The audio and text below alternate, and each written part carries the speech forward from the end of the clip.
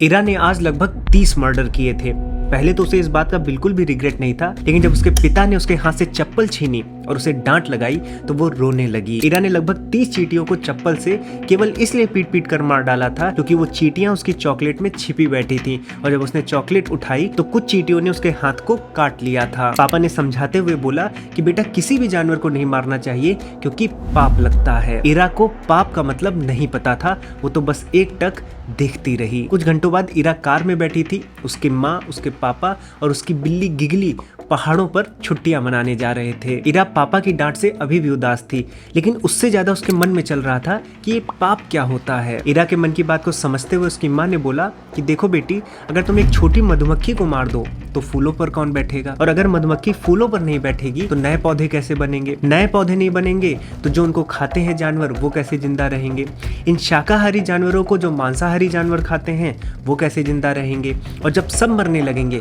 तो कीड़े मकोड़े बढ़ जाएंगे, और ये जो कीड़े मकोड़े होंगे ये बाकी बचे हुए पेड़ पौधों को खा जाएंगे, तो हम इंसानों को भी कुछ खाने को नहीं मिलेगा, तो हम इंसान भी मरने लगेंगे। इसलिए एक छोटी सी मधुमक्खी को भी मारने पर आपको आगे चलकर दुख उठाना पड़ेगा। इसीलिए पापा ने बोला कि किसी भी जानवर को नहीं मारना चाहिए, नहीं तो पाप लगता है। तो पाप मतलब आगे चलकर दुख मिलेगा। तो क्या इरा, तुमको आगे चलकर दुख चाहिए? इरा ने यहाँ पर अपना सिर ना में हिला दिया। साथियों, आप सभी का हाइपर क्वेस्ट के एपिसोड नंबर 129 में स्वागत है। आज के एपिसोड में हम इरा की कहानी के माध्यम से 20 दर्शनों को, 20 फिलॉसफीज को समझने वाले हैं। कहानी एक ही होने वाली है, लेकिन हमें 20 फिलॉसफीज समझ में आएंगी। इन फिलॉसफीज में ईस्टर्न फिलॉसफीज और वेस्टर्न फिलॉसफीज दोनों को कवर किया गया है। ईस्टर्न फिलॉसफी में वेदांत, सांख्य, योग, वैशेषिक, बौद्ध, जैन, आजीविक, टाओइज्म और कन्फ्यूजनिज्म। और वहीं अगर वेस्टर्न फिलॉसफी की बात करेंगे तो Kant, Hume, Spinoza, Descartes, Socrates, Plato, Aristotle, existentialism, nihilism, absurdism, ऐसी फिलॉसफीज कवर की गई हैं। तो साथियों, आप सभी चैनल को सब्सक्राइब कर लें। अब हम बिना किसी विलंब के आज की वीडियो को प्रारंभ करते हैं।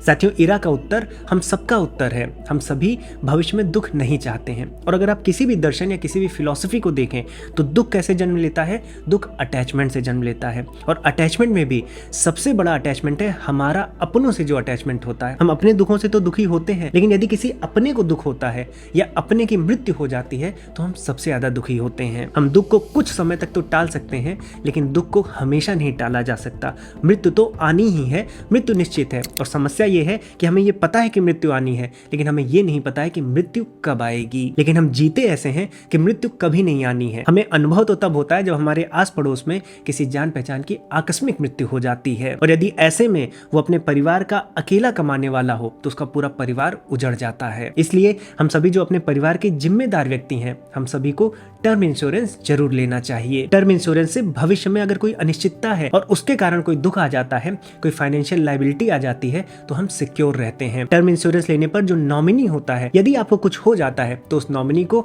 अच्छी खासी धनराशि मिलती है, जिससे आपके न रहने पर आपके परिवार पर कोई आर्थिक बोझ नहीं आता है। यदि कोई लोन चल रहा है, बच्चों की पढ़ाई चल रही है, बूढ़े माँ बाप की कुछ मेडिकल नीड्स हैं, तो सब कवर हो जाती हैं और आपका दुख कम होता है। साथियों, आप मात्र 600-700 रुपए प्रीमियम पर 2 करोड़ तक का टर्म इंश्योरेंस ले सकते हैं, और इसमें राइडर्स के साथ साथ 59 गंभीर बीमारियां कवर होती हैं। तो अपने परिवार के भविष्य को सिक्योर करने के लिए टर्म इंश्योरेंस लेना ही चाहिए। मैंने लिंक नीचे डिस्क्रिप्शन बॉक्स में दी है, आपको लिंक पर क्लिक करके बस अपनी डिटेल्स भरनी है, और 51 से ज्यादा पॉलिसीज को आप कंपेयर करके अपने लिए या फिर अपने परिवार के किसी सदस्य के लिए टर्म इंश्योरेंस ले सकते हैं। आपको 24/7 का क्लेम असिस्टेंस और 10% का डिस्काउंट भी मिलेगा। आशा करता हूं कि आप अपनी जिम्मेदारी जरूर निभाएंगे। अब आइए इरा की कहानी को आगे बढ़ाते हैं और ढेर सारी फिलॉसफीज को कहानी के माध्यम से समझते हैं। साथियों, पहाड़ों पर इरा के बूढ़े नाना नानी रहते थे, और कुछ दिनों के बाद इरा को और उसकी बिल्ली गिगली को वहां पर ही छोड़कर उसके मम्मी पापा अपने काम पर लौट जाते हैं। मम्मी पापा के जाने के बाद इरा अपने बूढ़े नाना के साथ उन्हीं पहाड़ों पर घूमा करती थी, लेकिन जब उसके सामने कोई चींटी आती थी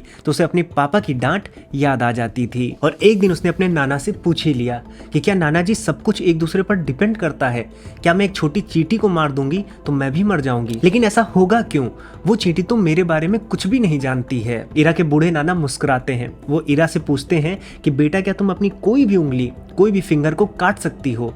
तो इरा बोलती है नहीं नाना जी। तो नाना जी यहाँ पूछते हैं कि क्यों नहीं काट सकती? तो इरा बोलती है कि मुझे दर्द होगा। तो नाना जी यहाँ बोलते हैं कि दर्द तो तुम्हें होगा, फिंगर को तो दर्द नहीं होगा। और यहीं पर इरा फिर से एकटक देखती रही। इरा को ये बात नहीं समझ में आई। तो नाना जी ने बोला कि तुम्हारी फिंगर्स, तुम्हारे शरीर के सारे अंग तुमसे जुड़े हुए हैं, तो दर्द सिर्फ तुमको होता है जब किसी भी अंग को चोट पहुंचती है। ऐसे ही जो पहाड़ हैं, नदियां हैं, चिड़िया हैं, फूल हैं, पेड़ हैं, पौधे हैं, तुम हो, मैं हूं, ये सब एक ब्रह्म से जुड़े हैं। इसलिए जब तुम किसी चींटी को मारती हो तो तुम उस चींटी के अंदर बैठे हुए ब्रह्म को कष्ट पहुंचाती हो जो तुम्हारे अंदर भी बैठा है। इसे हम आत्मन भी कहते हैं। तो जब तुम चींटी को मारती हो तो तुम अपने आप को भी मारती हो। तो इरा ने पूछा कि चींटी तो तुरंत मर जाती है, मैं क्यों नहीं तुरंत मरती? तो नाना जी ने कहा कि जब तुम अपनी एक उंगली काटती हो तो क्या दूसरी उंगली कट जाती है?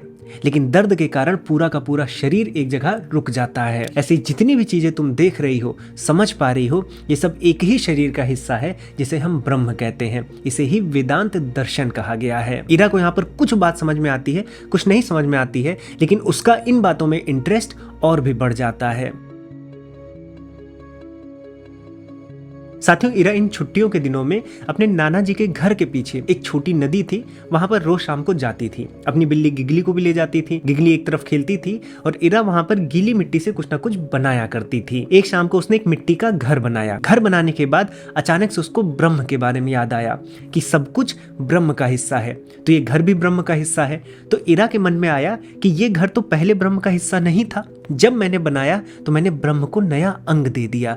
यानी इरा के मन में ये चलने लगा कि मैं ब्रह्म को नई नई चीजें बनाकर दे सकती हूँ। लेकिन उसके मन में ये भी ख्याल आया कि ये घर तो टूट भी सकता है, कोई आके से तोड़ भी सकता है, तो ब्रह्म के अंग को तोड़ा भी जा सकता है। जब शाम को वहां पर नाना जी पहुंचते हैं तो इरा बोलती है कि नाना जी देखिए, मैंने ब्रह्म को आज नया अंग बना के दिया है, लेकिन मुझे डर लग रहा है कि इसे कोई तोड़ ना दे। इस बात पर नाना जी फिर से मुस्कुराते हैं और बोलते हैं कि बेटा इरा, ये जो तुमने घर बनाया है मिट्टी का, ये तो प्रकृति में पहले से ही था, बस तुमने उसे रूप दे दिया है। इसे कहते हैं अमूर्त से मूर्त कर देना, अव्यक्त से व्यक्त कर देना। तुमने कुछ नया नहीं बनाया है, बल्कि तुमने रूप दे दिया है। लेकिन ब्रह्म के लिए तो सभी रूप एक ही हैं, इसलिए डरो मत। अगर किसी ने इस घर को तोड़ भी दिया तो ब्रह्म को नहीं पता चलेगा। इरा यहाँ पर सोच में पड़ गई और एक नया शब्द उसके शब्दकोश में आया, प्रकृति।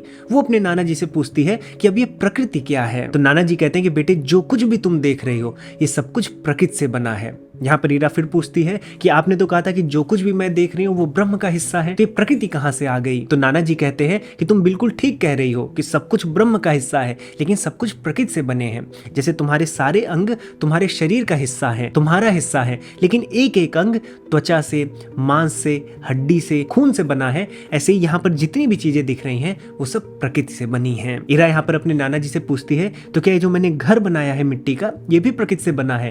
तो नाना जी कहते हैं हाँ, ये भी प्रकृति से बना है। इरा कहती है मैं भी प्रकृति से बनी हूँ। तो नाना जी कहते हैं हाँ, तुम भी प्रकृति से बनी हो। तो इरा यहाँ पर प्रश्न करती है कि जब मैं भी प्रकृति से बनी हूँ और ये घर भी प्रकृति से बना है, तो ये घर मेरी तरह बात क्यों नहीं करता? नाना जी यहाँ पर इरा को बताते हैं कि बेटा, तुम्हारे चारों ओर हर एक चीज प्रकृति से बनी है, लेकिन कुछ चीजों के पास तुम देखोगी बुद्धि है, कुछ चीजों के पास बुद्धि नहीं है। जैसे मेरे, तुम्हारे और गिगली के पास कुछ ना कुछ बुद्धि है, वैसे ही नदियों, पहाड़, मिट्टी में बुद्धि नहीं है। जिनके पास बुद्धि है उनके पास प्रकृति के साथ साथ पुरुष भी है। इरा पूछती है पुरुष? नाना जी कहते हैं हाँ, पुरुष। तुम्हारे पास पुरुष भी है, इसलिए तुम अपने चारों ओर की चीजों को देख पा रही हो, सुन पा रही हो, अनुभव कर पा रही हो। इरा यहाँ पर नाना जी से कहती कि मैं तो कानों से सुन पा रही हूँ, इसमें पुरुष कहाँ है? तो नाना जी समझाते हैं कि इरा देखो, जो डेड बॉडी होती है उसके पास भी कान होते हैं, क्या वो सुन पाती है? इरा कहती है नहीं नाना जी। तो नाना जी कहते हैं कि चूंकि तुम्हारे अंदर प्रकृति के साथ साथ पुरुष भी है, इसलिए तुम सुन पाती हो, देख पाती हो, समझ पाती हो, बोल पाती हो। जिसके अंदर इन दोनों में से केवल एक ही होता है, वो इस संसार को ना देख पाता है, ना सुन पाता है, ना अनुभव कर पाता है। इसी प्रकृति और पुरुष के साथ को हम सांख्य दर्शन कहते हैं। इरा को थोड़ी थोड़ी बातें और समझ में आने लगी थीं। इसीलिए जब इरा अगले दिन नदी पर जाती है शाम के समय, इस बार वो गिगली को घर पे छोड़ के जाती है और अपने साथ एक डायरी लेकर जाती है। डायरी क्यों लेकर जाती है? वो नदी के पास बैठती है, अपने चारों ओर हर एक चीज को देखती है, उनको नोट डाउन करती है और उनके बगल में लिखती है कि क्या वो प्रकृति से बने हैं या फिर वो पुरुष से बने हैं या फिर वो उन दोनों से बने हैं। कुछ देर के बाद वो लिस्ट कंप्लीट करने के बाद जब इरा उस लिस्ट को देखती है तो वो पाती है कि ऐसा कोई भी चीज नहीं है जो केवल पुरुष हो। कुछ चीजें प्रकृति से बनी हैं, कुछ चीजें प्रकृति और पुरुष दोनों से बनी हैं, लेकिन ऐसी कोई चीज उसे नहीं दिखती है जो केवल पुरुष होती है। इस बार नाना जी नदी के पास आते हैं तो इरा पूछ लेती है कि नाना जी, मैंने ऐसी कोई चीज नहीं देखी जो केवल पुरुष से बनी हो। नाना जी समझ जाते हैं कि इरा किस डायरेक्शन में बढ़ रही है। नाना जी बोलते हैं कि इरा, पुरुष कोई चीज नहीं है, पुरुष से तो हम दूसरी चीज देखते हैं, पुरुष केवल देखता है, पुरुष को देखा नहीं जा सकता। तो नाना जी, आपने पुरुष को कैसे देखा? आप कैसे जानते हैं कि पुरुष होता है? ये इरा के अगले प्रश्न थे। नाना जी इरा की क्यूरियोसिटी को देखकर बहुत प्रसन्न हुए। नाना जी कहते हैं कि इरा देखो, तुम बिल्कुल गौतम बुद्ध की तरह सोचती हो। वो भी यही मानते थे कि जिस चीज को हम देख नहीं सकते उसके बारे में इतना क्यों सोचना। इसलिए गौतम बुद्ध दूसरी तरह से चीजों को देखने लगे। उन्होंने बोला कि जिन चीजों में तुम प्रकृति के साथ पुरुष को देखते हो, मुझे उसमें प्रकृति के साथ दुख दिखता है। हर एक प्राणी दुखी है। प्रत्येक प्राणी बुद्धिमान हो या ना हो, लेकिन प्रत्येक प्राणी दुखी होता है। इरा बेटे, चाहे तुम हो या मैं हूं या गिगली बिल्ली क्यों ना हो, हर एक प्राणी कभी ना कभी दुखी होते हैं और दुखों से मुक्ति चाहते हैं। तो गौतम बुद्ध ने दुख को पहचाना, दुख को सत्य माना और उस दुख से कैसे बचा जाए उसका मार्ग खोज निकाला था। और इसीलिए बेटा, मैं पहाड़ों में रहता हूँ, जिससे जो बुद्ध जी ने मार्ग बताए हैं दुख से बचने के लिए, जो ध्यान बताया है, वो मैं शांति से कर सकूं। मैं ध्यान करने ही जा रहा हूँ, अगर तुम्हें भी चलना है तो तुम भी चल सकती हो। इरा ने नाना जी के हाथ में उनकी मैट देखी और अपने हाथ में अपनी नोटबुक देखी और फिर वो बोलती है कि नाना जी, कल से चलूंगी। साथियों, इरा उस रात को अपनी डायरी फिर से खोलती है और जहां जहां प्रकृति और पुरुष लिखा रहता है वहां पर पुरुष को काट देती है और दुख लिख देती है। अब उसकी लिस्ट में जितनी चीजें थी, या तो वो प्रकृति से बनी थी या प्रकृति और दुख से बनी थी। जब वो अपनी लिस्ट कंप्लीट कर लेती है तो उसके मन में एक ख्याल और आता है कि जो चीजें केवल प्रकृति से बनी है उनमें भी बहुत ढेर सारा अंतर दिख रहा है। प्रकृति से नदी भी बनी है जो कि बहती है, प्रकृति से पहाड़ बना है जो कि वहीं खड़ा रहता है, कुछ चीजें चमकदार हैं, कुछ चीजें खुरदरी हैं, कुछ चीजें चिकनी है, कुछ चीजें महकती हैं। तो ऐसा क्या हो रहा है दुनिया में कि प्रकृति से ही बनी हुई चीजें इतने अलग अलग रूपों में क्यों ढलती हैं, इतने अलग अलग अनुभवों को क्यों देती हैं? तो नाना जी जब उसके कमरे को खटखटाते हैं खाने पर बुलाने के लिए, तो सीढ़ियों से नीचे आते हुए इरा नाना जी से ये प्रश्न पूछ लेती है। तो सीढ़ियों पर नाना जी इरा को बताते हैं कि जो प्रकृति है इसमें भी 3 चीजें होती हैं, सत्य, रज और तम। यानी कि दुनिया में जितनी भी चीजें बनी हैं उनमें ये सत्य, रज और तम होता है, लेकिन ये इतने सूक्ष्म होते हैं कि हम इसे देख नहीं सकते। इनफैक्ट हम प्रकृति को भी नहीं देख सकते। तो हम जो भी चीजें देख पाते हैं उन्हें हम भूत कहते हैं और इन्हीं भूतों से सब कुछ बना हुआ है। इरा बेटे, वैशेषिक दर्शन के अनुसार दुनिया में जितनी भी चीजें हैं वो छोटे छोटे कणों से मिलकर बनी है। ये कण इतने छोटे होते हैं कि आप उन्हें देख नहीं सकते, इसीलिए इसे हम परमाणु कहते हैं। और ये जो परमाणु हैं ये 5 प्रकार के होते हैं, आकाश, वायु, अग्नि, जल और पृथ्वी। तो जिस वस्तु में जैसे कण होते हैं उस वस्तु में वैसे ही गुण होते हैं और वैसे ही वो हमें अनुभव होती है। तो ये जो अलग अलग तरह के कण हैं ये प्रकृति को अलग अलग तरह के गुण देते हैं।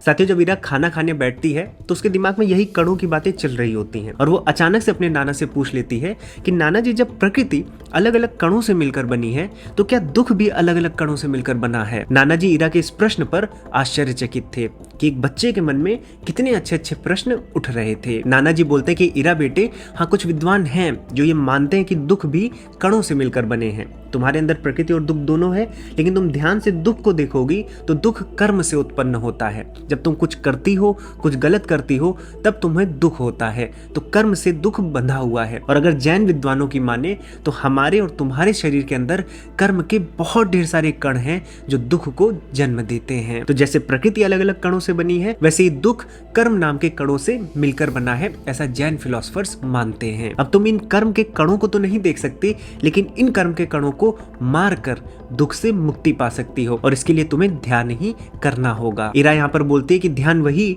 जो गौतम बुद्ध ने बताया था। तो नाना जी कहते हैं कि हाँ, वैसा ही। तो इरा यहाँ पर अगले दिन नाना जी के साथ ध्यान करने के लिए रेडी हो जाती है।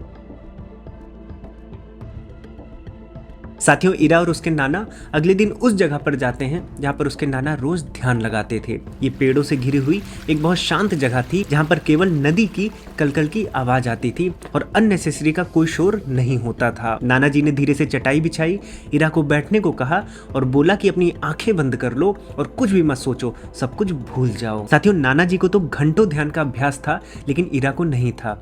इरा बार बार आंख खोलती थी, नाना जी को देखती थी और एक बार बीच में पूछ ही ली कि नाना जी, मुझे कब पता चलेगा कि मेरे जो कर्म के कण हैं वो मरने लगे हैं और दुख मुझे छोड़कर जाने लगा है। नाना जी एक आंख खोलते हैं और बोलते हैं कि बेटा, जब तुम्हारा दिमाग पूरा शांत हो जाएगा, जब तुम ये भी भूल जाओगी कि तुम यहाँ पर बैठकर मेरे साथ ध्यान कर रही हो, तब तुम्हारे कर्म के कण मरने लगेंगे। ईरा नाना जी की बात को सुनकर फिर से अपनी आंख मूंद लेती है, लेकिन थोड़ी ही देर में वो गिगली के बारे में सोचने लगती है कि वो अपनी बिल्ली को ये ध्यान के बारे में कैसे सिखाएगी। और फिर गिगली के बारे में सोचते सोचते उसको ये डर लग जाता है कि कहीं गिगली उसकी नोटबुक फाड़ ना दे, क्योंकि आज वो नोटबुक अपने बैग में बंद करके नहीं आई थी। ईरा को चिंता सताने लगी।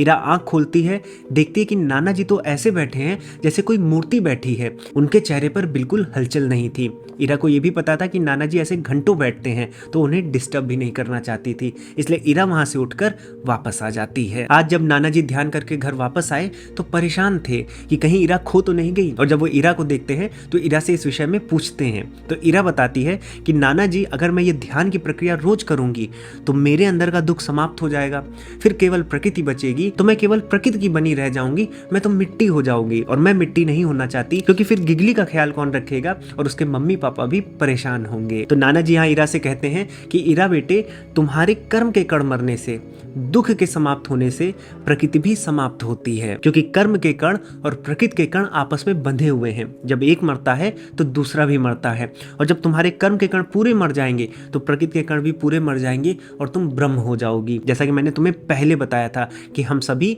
ब्रह्म के हिस्से हैं, और जब तुम ब्रह्म हो जाओगी तो तुम्हारे अंदर ये गिगली बिल्ली भी रहेगी और तुम्हारे मम्मी पापा भी रहेंगे, तो तुमसे कोई भी अलग कभी नहीं हो सकता। यही योग दर्शन है। ईरा इस बात को समझने के बाद नाना जी से सच बोलती है। ईरा नाना जी से बोलती कि नाना जी, मुझसे ध्यान नहीं हो रहा है, जब मैं आंख बंद करती हूँ तो शांत नहीं हो पाती हूँ, बहुत ढेर सारी चीजें सोचती रहती हूँ, और आपने बोला है कि कुछ भी सोचना नहीं है, और वो मुझसे नहीं हो रहा। नाना जी कहते हैं कि ईरा बेटे, ये सबके साथ होता है, लेकिन इसके लिए महर्षि पतंजलि जी ने एक विधि बताई है कि अपने दिमाग को शांत करने के लिए आप किसी एक चीज पर ध्यान लगाओ। वो आपकी सांस हो सकती है, वो नदी की कलकल की आवाज हो सकती है, वो भगवान का नाम हो सकता है।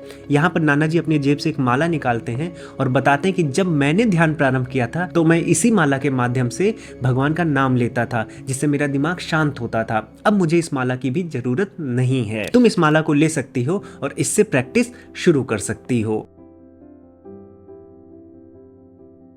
तो साथियों, इस बार अगले दिन जब ईरा ध्यान लगाने जाती है तो उस माला को लेकर जाती है, और जब आंख बंद करती है तो उस माले की हर एक बीट के साथ ओम का उच्चारण करती है अपने मन के अंदर, और पाती है कि धीरे धीरे उसका मन शांत होने लगा था। कुछ देर तक वो करती है, लेकिन उसके बाद बीच बीच में उसे अपने मम्मी पापा की याद आने लगती है, कभी उसको अपने स्कूल की याद आने लगती है, तो बीच बीच में वो ओम से भटक जाती थी। और 15-20 मिनट के बाद उसे ध्यान लगाना पनिशमेंट जैसा लगने लगा।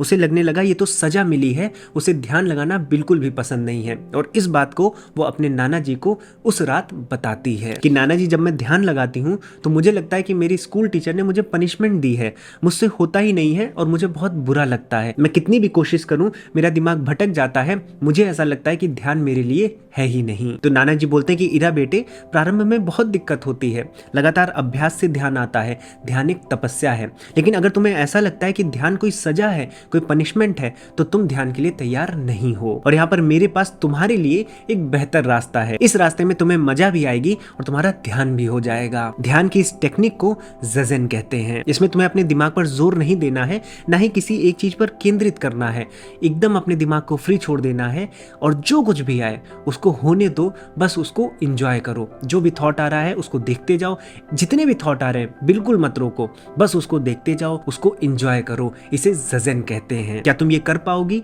तो ईरा को लगता है कि हाँ, ये तो वो कर सकती है। अगर वो बैठी रहे और उसके दिमाग में चीजें आए और उसको वो रोकने का प्रयास ना करे तो ये तो बहुत इजी होगा। तो ईरा अपने नाना को बोलती है कि ये मैं कर सकती हूँ। तो नाना जी बोलते हैं कि ईरा, अगर तुम ऐसे कर सकती हो तब तुम चीजों को वैसे ही देखोगी जैसे वो हैं। तुम चीजों से अपने आप को अटैच मत करो, ना तुम ये सोचो कि ये चीज मुझे मिल जाए, ना तुम ये सोचो कि ये चीज मुझसे खो जाए। तुम बिल्कुल फ्री हो जाओ, और जब तुम ऐसे हो जाओगी, जब तुम्हारे अंदर नॉन अटैचमेंट आ जाएगा, तुम बस चीजों को देखोगी, उस पर चिंतन मनन नहीं करोगी, तब तुम्हारे दुख अपने आप समाप्त होने लगेंगे। और ये भी एक ध्यान है, और ये ज़ेन फिलॉसफी का ज़ेन मेडिटेशन है।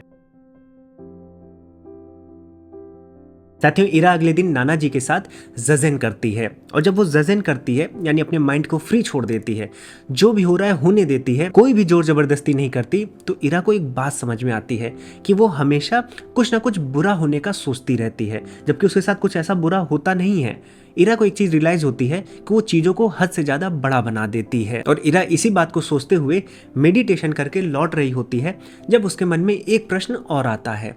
वो अपने नाना जी से पूछती है कि नाना जी, जब मेडिटेशन ही, ध्यान ही दुख की समाप्ति का कारण है तो सब लोग क्यों नहीं करते? और जो लोग इतने बिजी हैं, जिनके पास इतने घंटों का समय नहीं है, तब तो वो कभी दुख से मुक्त नहीं होंगे। और गिगली जो मेरी बिल्ली है वो भी कभी ध्यान नहीं करेगी, तो इन लोगों को दुख से कैसे मुक्त किया जाएगा? तो नाना जी बोलते हैं कि इरा बेटे, जरूरी नहीं है कि तुम एक जगह बैठकर ध्यान लगाओ तभी तुम्हारे दुख समाप्त हो। तुम सही कह रही हो कि बहुत लोगों के पास समय नहीं होता है, जैसे एक राजा हुआ या आज प्राइम मिनिस्टर है, उनके पास बिल्कुल समय नहीं है, उन्हें तो लाखों लोगों के विषय में सोचना है। ऐसे में जो टाओइस्ट मास्टर्स हैं वो वूवी की सलाह देते हैं। वूवी का मतलब होता है इफर्टलेस एक्शन, यानी कि प्रकृति के साथ बहना। इरा पूछ लेती है कि ये प्रकृति के साथ बहना क्या है, तो नाना जी उसे गिगली का एग्जाम्पल देते हैं। कहते हैं देखो बेटा, गिगली जो है तुम्हारी बिल्ली, वो प्रकृति के साथ बहती है। उसे जब भूख लगती है तो खा लेती है, जब नींद लगती है तो सो जाती है। वो कभी भी कल की चिंता नहीं करती। ऐसा कभी देखा है कि वो दूध चुरा कर कहीं रख रही हो जो वो 1 महीने बाद पिएगी? नहीं, उसे जितनी भूख लगती है उतना वो दूध ले लेती है। यही है प्रकृति के साथ बहना, इसे ही वूवी कहा गया है। और जो लोग बहुत बिजी हैं, जैसे तुम्हारे मम्मी पापा, उन्हें ऐसे ही जीना चाहिए, इफर्टलेसली। उनका हर एक काम इफर्टलेस होना चाहिए। यही टाओइज्म है। टाओइज्म में हर एक काम ध्यान है। जैसे तुम ज़ज़ेन के समय अपने दिमाग में आने वाले सभी विचारों को बस देख रही थी और ध्यान हो रहा था, वैसे ही वूवी में अपने हर एक काम को बस देखना है, उसके बारे में बहुत ज्यादा चिंता नहीं करनी है। और जब तुम हर एक काम को देखते हो तो हर एक काम के माध्यम से तुम्हारा ध्यान हो जाता है। तो टाओइज्म में तुम्हारा हर एक काम अपने आप में ध्यान है। तो जो टाओइस्ट मास्टर्स हैं वो कर्म के द्वारा ही, काम के द्वारा ही कर्म के कणों को मार देते हैं। इसे ही कर्म योग भी कहा जाता है, जिसे भगवान श्री कृष्ण ने बताया था। तो जब तुम बैठकर ध्यान करती हो वो ध्यान योग या ज़ज़ेन है, लेकिन जब तुम काम करते हुए ध्यान करती हो तो वो कर्म योग या वूवी है। तो इस पर इरा कहते हैं कि नाना जी, आपने मम्मी पापा को क्यों नहीं बताया? ये बातें तो सबको पता होनी चाहिए, कोई भी ध्यान करते नहीं दिखता है। तो नाना जी इस पर इरा से कहते हैं कि इरा बेटे, हर एक प्राणी की अपनी यात्रा है, सब अपने अपने मार्ग पर आगे बढ़ रहे हैं, लेकिन एक समय जाकर सब एक ही जगह पर मिलेंगे। हमें लगता है कि कोई आगे चल रहा है, कोई पीछे चल रहा है, लेकिन ये समय का इल्यूजन है जो सबकी यात्रा के एंड पर टूटेगा और सबको पता चलेगा कि सब एक साथ ही आगे बढ़ रहे थे। समय का ये जो इल्यूजन होता है, ये सबके अपने अपने धर्मों के कारण होता है। यही सांख्य और योग दर्शन के विद्वान बताते हैं। लेकिन कुछ ऐसे भी विद्वान हैं जो ये मानते हैं कि जो कुछ भी हुआ है, जो कुछ भी हो रहा है और जो कुछ भी होने वाला है, वो सब कुछ पहले से ही निश्चित है। इसमें मैं और तुम कुछ नहीं कर सकते। इसे आजीवकों का नियति निरपेक्षता का सिद्धांत कहते हैं। यानी कि जो कुछ भी हो रहा है, हुआ है या होने वाला है, उसे ब्रह्मांड पहले से ही निश्चित कर देता है। तो इरा को कुछ बातें इसमें समझ में नहीं आती। तो यहाँ पर नाना जी कहते हैं कि देखो बेटा, जैसे तुम्हारे पापा हैं, वो कंप्यूटर में कोड लिखते हैं, तो वो कोड जब लिख देते हैं और जब उसको एग्जीक्यूट करते हैं तो वही चीजें होती हैं जो उस कोड में पहले से लिखी हुई हैं। तो हो सकता है ब्रह्मांड ने पहले कोड बनाया हो और अब उसे एग्जीक्यूट कर रहा हो, और इस कोड में हो सकता है ये लिखा हो कि तुम छोटी सी उम्र में ध्यान करना सीख जाओगी। यही आजीवकों की फिलॉसफी है। इरा नाना जी के उत्तरों में खो सी गई थी। हम सबकी एक यात्रा है, हम सब एक तरफ बढ़ रहे हैं, एक जगह पर मिलेंगे। वो नाना जी से पूछ बैठती है कि नाना जी, हम सब कहाँ मिलेंगे? हेवन में मिलेंगे जहाँ नानी रहती हैं? तो इस पर नाना जी बोलते हैं कि इरा बेटे, हम कहाँ मिलेंगे ये तो समय बताएगा। हो सकता है वो कोई जगह हो, या ये भी हो सकता है कि वो कोई जगह ही ना हो। जैसे चाइना में एक बहुत बड़े साधु हुए थे, कन्फ्यूशियस, और कन्फ्यूशियस ने बताया कि हेवन कोई जगह नहीं है, ये तो एक पॉजिटिव एनर्जी है जो हम सभी को अपनी ओर खींच रही है। इसे टियान कहते हैं। इरा को टियान के बारे में समझ नहीं आया। तब नाना जी ने बोला कि बेटा, तुमने देखा है कि कोई ऐसा व्यक्ति हो जो ये कहता हो कि उसे बुरा बनना है? सभी अच्छा बनना चाहते हैं, बुरे से बुरा व्यक्ति भी अच्छा बनना चाहता है। ये अच्छे बनने की जो चाह है, ये टियान से आती है। टियान एक पॉजिटिव एनर्जी है जो हम सभी को अच्छाई की तरफ बढ़ा रही है। हम सब धीरे धीरे अच्छे बनते जा रहे हैं, और जब हम सभी अच्छे बन जाएंगे तो हम सब साथ में मिलेंगे। उसे तुम हेवन कह सकती हो, टियान कह सकती हो, शायद वो कोई जगह हो, या ये हो सकता है वो कोई जगह ही ना हो, हम सभी अच्छे बन जाए, यही स्वर्ग है। और इरा बेटे इसको कन्फ्यूजियनिज्म कहा जाता है। साथियों, इरा और उसके नाना की कहानी में लगभग 20 मिनट तो हो ही चुके हैं और हम इस 20 मिनट में लगभग 10 फिलॉसफीज को कवर कर लिए हैं। ये सारी की सारी जो 10 फिलॉसफीज थी, या जिन्हें हम दर्शन भी कह सकते हैं, ये ईस्टर्न फिलॉसफीज थी। इसमें मैंने भारत के जो दर्शन है, चाइना की फिलॉसफीज, जापान की फिलॉसफीज को कवर किया है। 20 मिनट में मैंने 20 फिलॉसफीज का वादा किया था, लेकिन अगर हम उस तरह से जाते बाय डेफिनेशन तो हर एक मिनट में मैं आपको बता देता, लेकिन उतने अच्छे से आपको समझ में नहीं आता। यहाँ पर आपको भले 10 फिलॉसफी पता चली है, लेकिन रियल लाइफ एग्जाम्पल्स के माध्यम से पता चली है। तो कहानी का अंत अभी नहीं हुआ है। अगर आप कहेंगे तो मैं इस कहानी को आगे बढ़ाऊंगा और 10 वेस्टर्न फिलॉसफीज को, चाहे वो कांट हो, ह्यूम हो, डेकार्ट हो, स्पिनोजा हो, निहिलिज्म हो, एब्सर्डिज्म हो, ये सब भी इसमें कवर करूंगा। तो अगर आप पार्ट 2 की भी डिमांड करेंगे तो मैं पार्ट 2 भी बनाकर लाऊंगा। गोल मेरा ये था कि सारी फिलॉसफीज को एक बच्चे के स्तर पर आपको समझा सकूं, जिससे आपको समझ में आए कि किस प्रकार से पहले के लोग सोचते थे और इतनी तरह की फिलॉसफीज किस प्रकार से डेवलप हुई हैं। और साथियों, मैं ये भी जानना चाहता हूं कि अगर इस प्रकार की हम बच्चों के लिए, किड्स के लिए धर्म और विज्ञान की वीडियोस बनाएं, जहां पर हम इन सभी कठिन टॉपिक्स को बहुत ही इंगेजिंग, इंटरटेनिंग स्टोरीज के माध्यम से बच्चों के लिए प्रस्तुत करें, एक नया चैनल बनाएं जहां पर इस प्रकार के ज्ञान को बच्चों के लिए भी बताया जाए, तो आप हमें कमेंट सेक्शन में जरूर बताइएगा। और साथियों, जितने भी मैंने दर्शन अभी तक कवर किए हैं, उनमें से सांख्य हो, योग हो, न्याय हो, वैशेषिक हो, वेदांत हो, इसको मैं अपने शिक्षण मैप पर इन सभी दर्शनों को इनके ऑथेंटिक ग्रंथों के माध्यम से एक एक संस्कृत सूत्रों की, एक एक संस्कृत श्लोकों की व्याख्या बहुत ही सरल, बहुत ही आधुनिक विधि में कर रहा हूं। तो आप शिक्षण मैप पर इन सभी दर्शनों को विधिवत पढ़ सकते हैं, समझ सकते हैं। इनको पढ़ने से, समझने से न केवल आपको सनातन धर्म के बारे में पता चलेगा, बल्कि आप अपने जीवन को और भी अच्छी तरह से सुधार सकते हैं। अभी देव दीपावली भी आ रही है। देव दीपावली पर आपको प्रत्येक कोर्स में 40% का एक्स्ट्रा डिस्काउंट भी मिल रहा है, तो आपको कुछ आर्थिक लाभ भी होगा। तो इस समय अगर आप कोर्स को खरीदेंगे तो न केवल आपको धन का लाभ होगा, बल्कि इन पवित्र दिनों में ज्ञान से जुड़ने का अवसर भी मिलेगा। लिंक आपको नीचे डिस्क्रिप्शन बॉक्स में मिल जाएगी। और साथियों, पॉलिसी बाजार पे आप टर्म इंश्योरेंस ले सकते हैं, जो आपकी भविष्य में कोई भी अगर अनिश्चितता है जिसके कारण आपको दुख हो सकता है, आपकी आकस्मिक मृत्यु हो जाए, अगर आप परिवार में कमाने वाले हैं तो आप टर्म इंश्योरेंस को जरूर लीजिए, जिससे आप अपने परिवार को एक सेफ्टी नेट दे पाएं। आपको पॉलिसी बाजार की भी लिंक डिस्क्रिप्शन बॉक्स और कमेंट सेक्शन में मिल जाएगी। साथियों, अगर आपको वीडियो पसंद आई है तो लाइक बटन पर जरूर क्लिक करें, कमेंट सेक्शन में अपने व्यूज बताएं और हम जल्द ही प्रयास करेंगे कि पार्ट 2 भी लाएं। पार्ट 2 के लिए आप चैनल को सब्सक्राइब कर लें, जिससे आपको समय पर मिल जाए। अब मैं इस वीडियो को यहीं पर दूंगा विराम। अब मैं मिलूंगा इसके पार्ट 2 के साथ। तब तक के लिए जय श्री राम।